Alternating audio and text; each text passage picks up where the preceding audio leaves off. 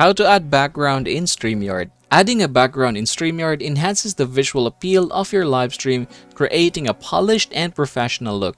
And here's how we are going to do it. First things first, you're going to go ahead and click the brand here at the side. And then you should be able to see this one here. This is the brand color. But if you're going to scroll down, you should be able to see here background. Now, in order for us to check the background, we're going to go ahead and click this one here. This is a layer that I have customized myself. You can see that this is for media and this one is for the camera.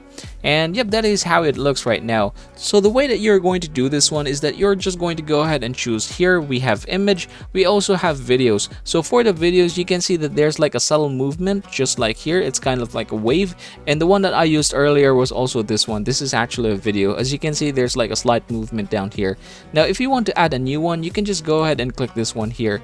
Now, you have the option to drag and drop images and videos to upload, or you can click this one in order for you to look for those images. Now, the recommended size is this one, so just try to follow this one with the maximum file size of up to 200 MB. And yep, congratulations everybody. That is how you're going to add background in Streamyard. If you're interested in trying out Streamyard, go and click our affiliate link below in order to access the full version for 14 days entirely for free. This free trial will allow you to access Streamyard's best features. And as always, please don't forget to subscribe to the channel and leave this video a like if it helps you out.